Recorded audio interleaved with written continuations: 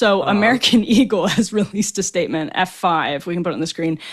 Sydney Sweeney has great genes, is and always was about the genes, her story. Will continue to celebrate how everyone wears their AE genes with confidence their way. Great genes look good on everyone. I think it's sort of obvious, maybe you'll disagree with me on this point, but I think it's sort of obvious that American Eagle probably would have apologized or something if this had been 2018, 19, or 2020, but don't you think so?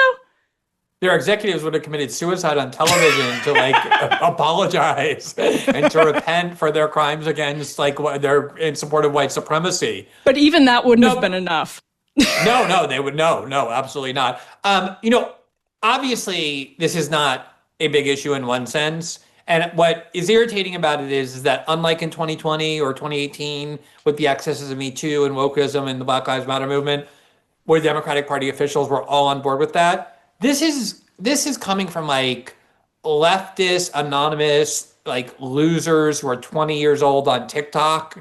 This is not actually your biggest fans, that Glenn. The Democratic Party. Yeah, exactly. They all have me blocked, so I don't have to actually see them.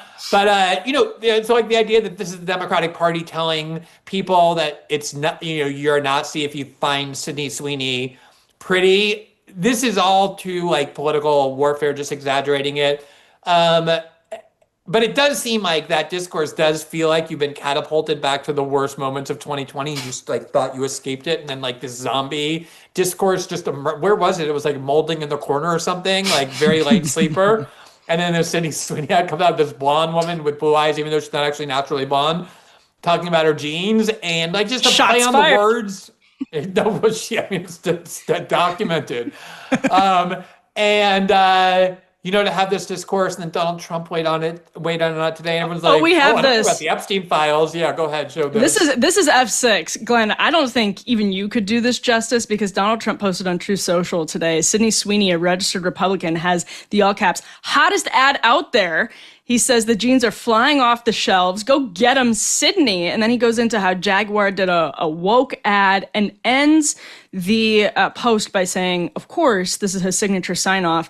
Thank you for your attention to this matter. I would say it's about 100 words on Truth Social dedicated to Sydney Sweeney Glenn. So I feel liberated. First of all, when I was a lawyer, I would write like really mean long letters. You'll be surprised to know, and I would always end it with "Thank you, attention to this matter." So I feel like Trump stole that. I used to love that. It is such a perfect way to end, like especially vicious commentary. But what's so funny is it was just 3 weeks ago when Donald Trump got asked by a journalist in the White House, "Hey, can you let us know if Jeffrey Epstein had ties to any foreign intelligence or domestic intelligence agency?" And Trump was like, "You're talking about Epstein, some weird, obscure freak? Why is this important? Why does this warrant our attention? We have so many important things to come on." And 3 weeks later, he posts some catty, bitchy commentary on like Taylor Swift and Jaguar ads and Sydney Sweeney.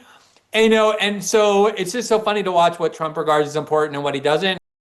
Over the years, I hope I've been clear about this. I'm not just pro-birth, I'm pro-life. And being pro-life, of course, means standing with mothers not only before their baby is born, but long after. And that is exactly why I partner with Preborn. Preborn is awesome. They don't just save babies, they make motherhood abundantly possible. They provide free ultrasounds and share the truth of the gospel with women in crisis. And then they stay. How great is that?